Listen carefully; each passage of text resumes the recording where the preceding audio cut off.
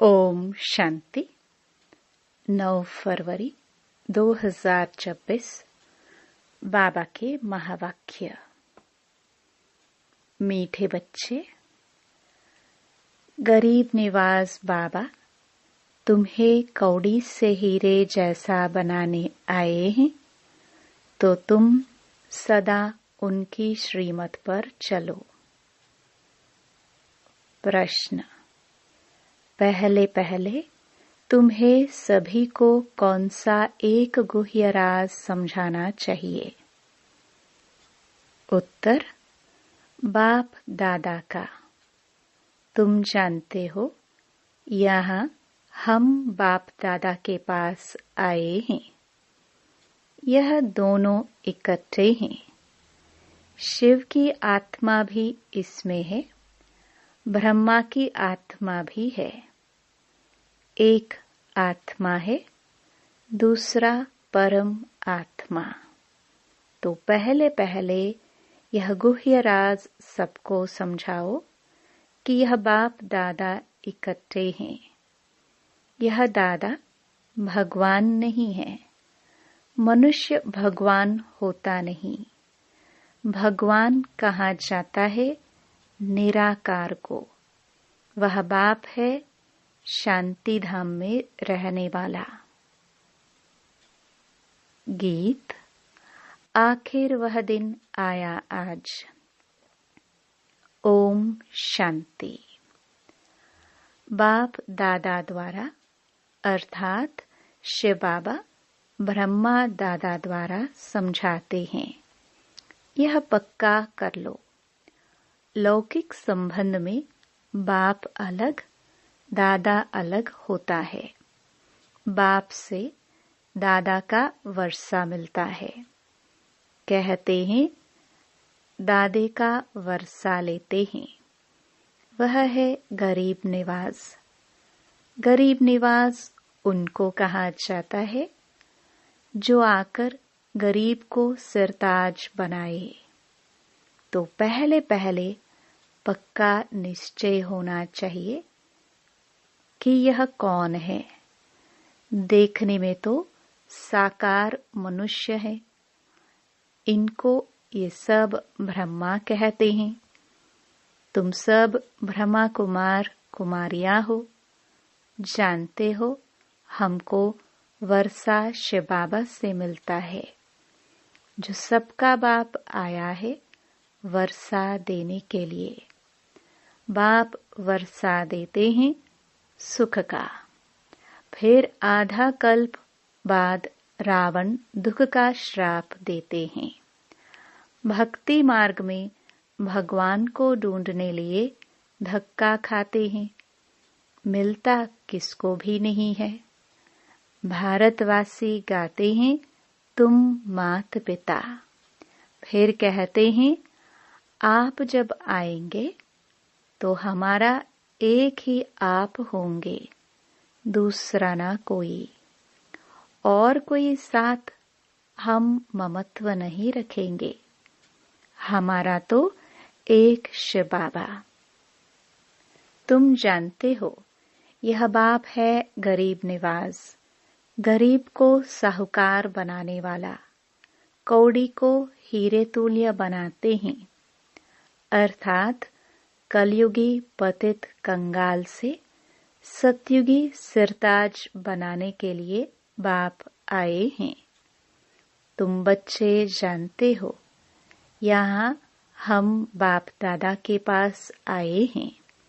यह दोनों इकट्ठे हैं।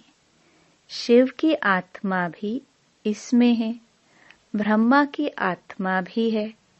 दो हुई ना। एक आत्मा है, दूसरा परम आत्मा। तुम सभी हो आत्माएं। गाया जाता है आत्माएं परमात्मा अलग रहे बहुकाल। पहले नंबर में मिलने वाली हो तुम आत्माएं।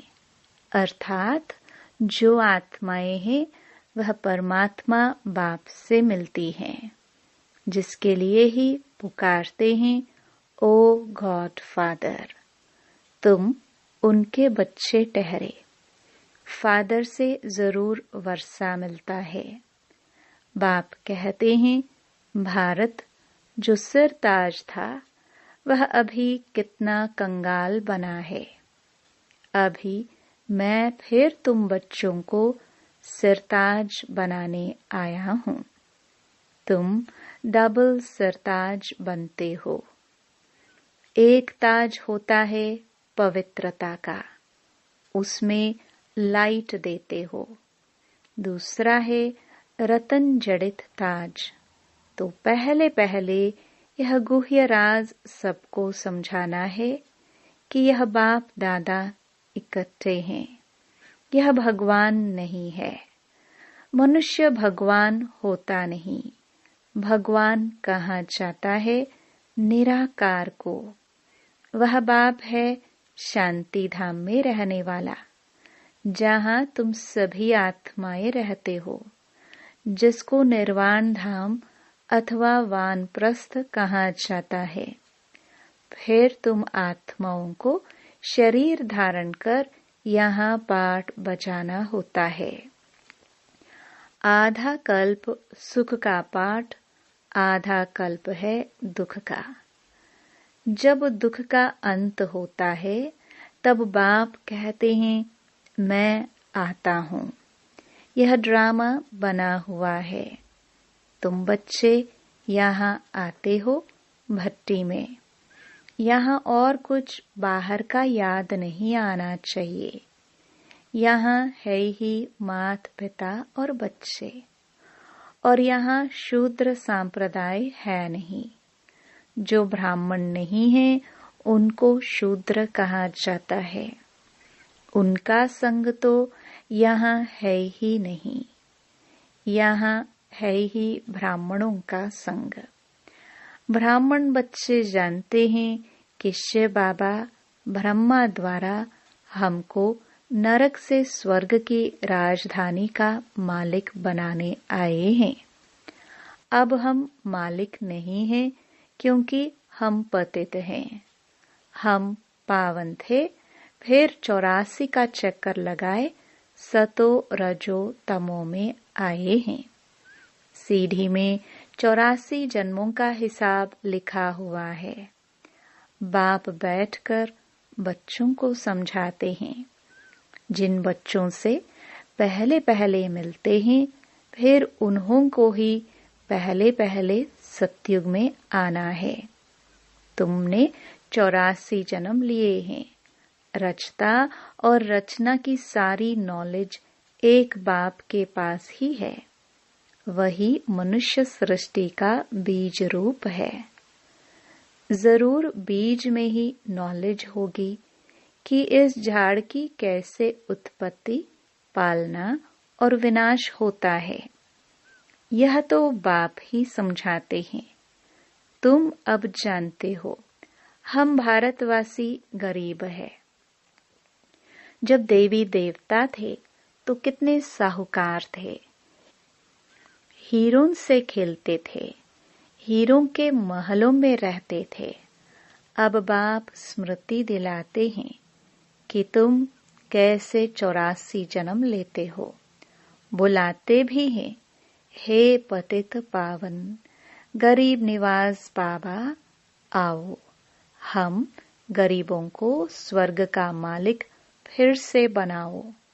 स्वर्ग में सुख घनेरे थे, अब दुख घनेरे हैं। बच्चे जानते हैं, इस समय सब पूरे पतित बन पड़े हैं। अभी कलयुग का अंत है, फिर सतयुग चाहिए। पहले भारत में एक आदि सनातन देवी देवता धर्म था। अब वह प्राय लोप हो गया है और सब अपने को हिंदू कहलाते हैं। इस समय क्रिश्चियन बहुत हो गए हैं, क्योंकि हिंदू धर्म वाले बहुत कन्वर्ट हो गए हैं। तुम देवी देवताओं का असुल कर्म श्रेष्ठ था। तुम पवित्र प्रवृत्ति मार्ग वाले थे। अब रावण राज्य में पतित प्रवृत्ति मार्ग वाले बन गए हो, इसलिए दुखी हो। सत्युग को कहा जाता है शिवालय, शिव बाबा का स्थापन किया हुआ स्वर्ग। बाप कहते हैं, मैं आकर तुम बच्चों को शूद्र से ब्राह्मण बनाए तुमको सूर्यवंशी चंद्रवंशी राजधानी का वर्षा देता हूँ। यह बाप दादा है, इनको भूलो मत। शिव बाबा ब्रह्मा द्वारा हमको स्वर्ग का लायक बना रहे हैं, क्योंकि पतित आत्मा तो मुक्ति धाम में जा न सके जब तक पावन न बने। अभी बाप कहते हैं, मैं आकर तुमको पावन बनने का रास्ता बताता हूँ। मैं तुमको पदमपति स्वर्ग का मालिक बनाकर गया था। बरोबर तुमको स्मृति आई है कि हम स्वर्ग के मालिक थे। उस समय हम बहुत थोड़े थे, अभी तो कितने ढेर मनुष्य हैं। सतयुग में 9 लाख होते हैं। तो बाप कहते हैं, मैं आकर ब्रह्मा द्वारा स्वर्ग की स्थापना, शंकर द्वारा विनाश करा देता हूँ। तैयारी सब कर रहे हैं। कल्प पहले मुआफिक कितने बॉम्ब्स बनाते हैं। 5000 वर्ष पहले भी यह महाभारत लड़ाई लगी थी। भगवान ने आकर राजयोग सिखाए, मनुष्य को नर से नारायण बनाया था। तो जरूर कलयुगी पुरानी दुनिया का विनाश होना चाहिए। सारे भंबोर को आग लगेगी, नहीं तो विनाश कैसे हो। आजकल बॉम्ब्स में आग भी भरते हैं। मुसलधार बरसात, अर्थक्वेक्स आदि सब होंगी, तब तो विनाश होगा। पुरानी दुनिया का विनाश, नई दुनिया की स्थापना होती है। यह है संगम युग। रावण राज्य मुर्दाबाद हो, राम राज्य जिंदाबाद होता है। नई दुनिया में श्री कृष्ण का राज्य था। लक्ष्मी नारायण के बदले श्री कृष्ण का नाम ले लेते हैं, क्योंकि श्री कृष्ण है सुंदर, सबसे प्यारा बच्चा। मनुष्यों को तो पता नहीं है ना। श्री कृष्ण अलग राजधानी का, राधे अलग राजधानी की थी। भारत सिरताज था, अभी कंगाल है। फिर बाप आकर सिरताज बनाते हैं। अब बाप कहते हैं, पवित्र बनो और मामेकम याद करो तो तुम सतो प्रधान बन जाएंगे। फिर जो सर्विस कर आप समान बनाएंगे, वह ऊंच पद पाएंगे, डबल सिरताज बनेंगे। सतयुग में राजा रानी और प्रजा सब पवित्र रहते हैं। अभी तो है ही प्रजा का राज्य, दोनों ताज नहीं है। बाप कहते हैं, जब ऐसी हालत होती है तब मैं आता हूँ। अभी मैं तुम बच्चों को राजयोग सिखा रहा हूँ। मैं ही पतित पावन हूँ।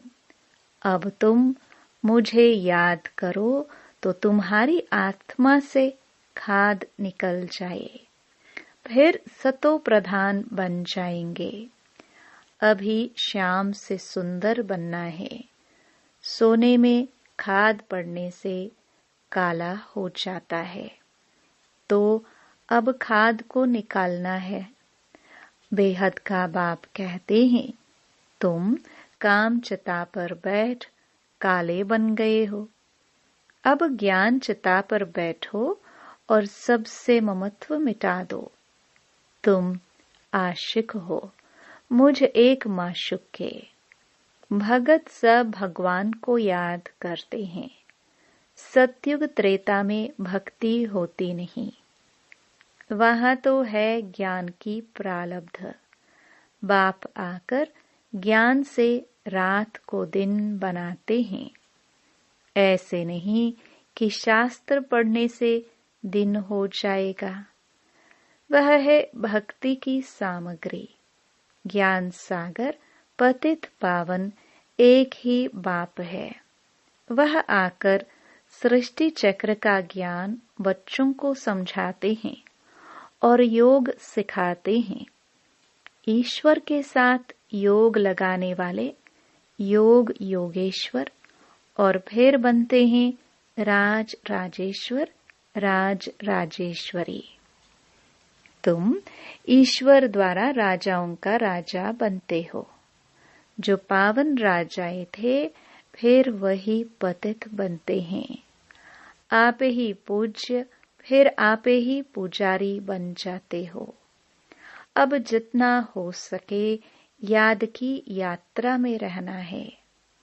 जैसे आशुक माशुक को याद करते हैं ना, जैसे कन्या की सगाई होने से फिर एक दो को याद करते रहते हैं। अभी यह जो माशुक है उनके तो बहुत आशिक है भक्ति मार्ग में। सब दुख में बाप को याद करते हैं। हे भगवान, दुख हरो सुख दो। यहाँ तो न शांति है न सुख है, सतयुग में दोनों है। अभी तुम जानते हो हम आत्माएं कैसे 84 का पाठ बजाते हैं। ब्राह्मण देवता क्षत्रिय वैश्य शूद्र बनते हैं। 84 की सीढ़ी बुद्धि में है ना। अब जितना हो सके बाप को याद करना है तो पाप कट जाए। कर्म करते हुए भी बुद्धि बाप की याद रहे। बाबा से हम स्वर्ग का वर्षा ले रहे हैं। बाप और वर्षे को याद करना है। याद से ही पाप कटते जाएंगे। जितना याद करेंगे तो पवित्रता की लाइट आती जाएगी, खाद निकलती जाएगी। बच्चों को जितना हो सके टाइम निकाल याद का उपाय करना है। सवेरे सवेरे टाइम अच्छा मिलता है, यह पुरुषार्थ करना है। भल गृहस्थ व्यवहार में रहो, बच्चों की संभाल आदि करो, परंतु यह अंतिम जन्म पवित्र बनो। काम चिता पर नहीं चढ़ो। अभी तुम ज्ञान चिता पर बैठे हो। यह पढ़ाई बहुत ऊंची है। इसमें सोने का बर्तन चाहिए। तुम बाप को याद करने से सोने का बर्तन बनते हो। याद भूलने से फिर लोहे का बर्तन बन जाते हो। बाप को याद करने से स्वर्ग के मालिक बनेंगे। यह तो बहुत सहज है। इसमें पवित्रता मुख्य है। याद से ही पवित्र बनेंगे और सृष्टि चक्र को याद करने से स्वर्ग का मालिक बनेंगे। तुम्हें घर बार नहीं छोड़ना है, गृहस्थ व्यवहार में भी रहना है। बाप कहते हैं 63 जन्म तुम पतित दुनिया में रहे हो। अब शिवालय अमरलोक में चलने के लिए तुम यह एक जन्म पवित्र रहे तो क्या हुआ, बहुत कमाई हो जाएगी। 5 विकारों पर जीत पानी है, तब ही जगत जीत बनेंगे, नहीं तो पद पा नहीं सकेंगे। बाप कहते हैं मरना तो सबको है, यह अंतिम जन्म है, फिर तुम जाए नई दुनिया में राज्य करेंगे। हीरे जवाहरातों की खानियां भरपूर हो जाएंगी। वहां तुम हीरे जवाहरातों से खेलते रहेंगे। तो ऐसे बाप के बनकर उनकी मत पर भी चलना चाहिए ना। श्रीमत से ही तुम श्रेष्ठ बनेंगे।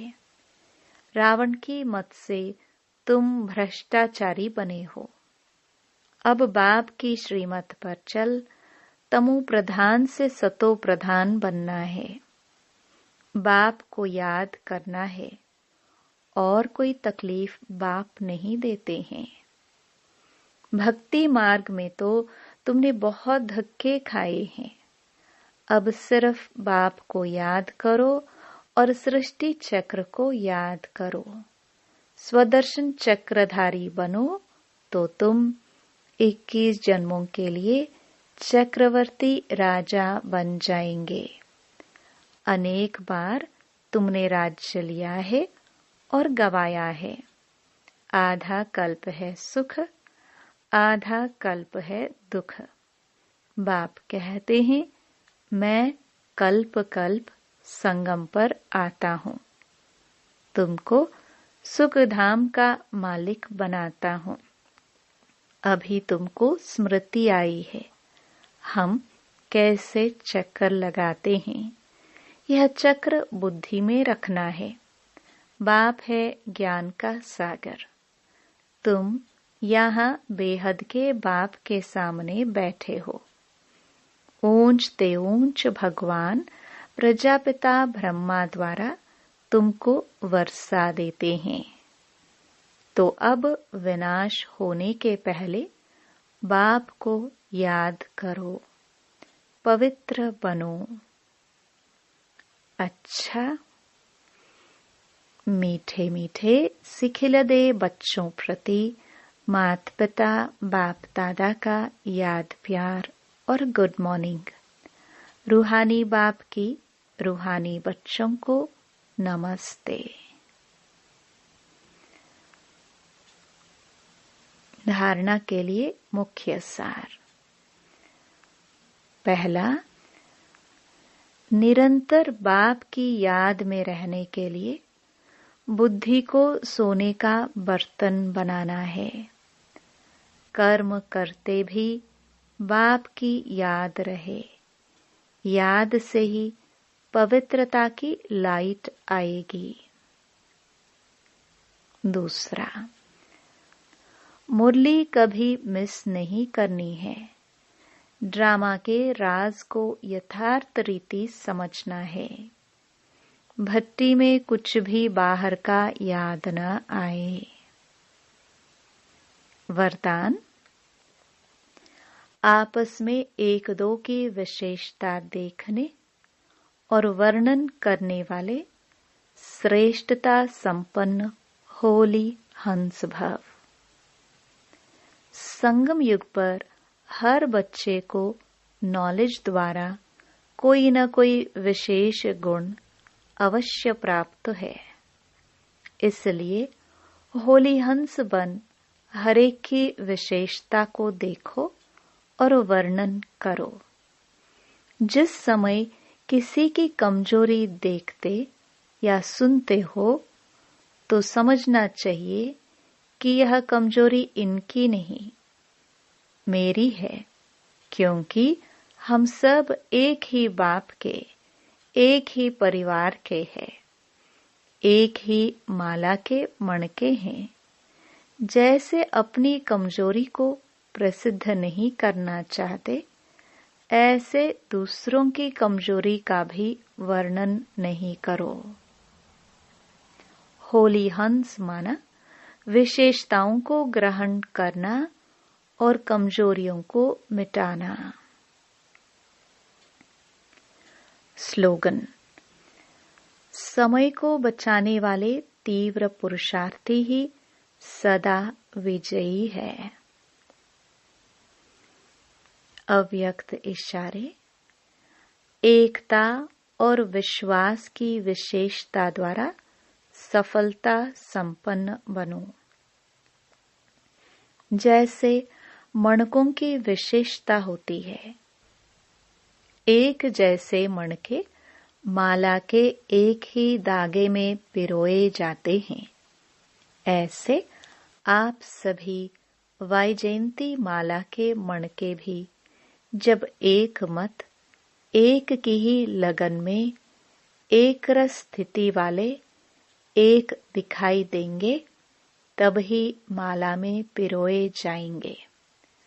अगर आपस में दो मतें होती हैं तो वह दूसरी अर्थात 16,000 की माला के दाने बन जाते हैं। ओम शांति।